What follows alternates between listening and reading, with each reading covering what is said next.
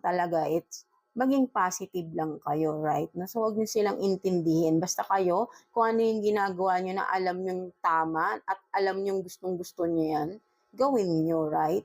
No? Huwag niyo intindihin yung mga taong ganito sa paligid ninyo. And what else? This is your goals coming true. So yeah, 'di ba ang ganda, 'di ba?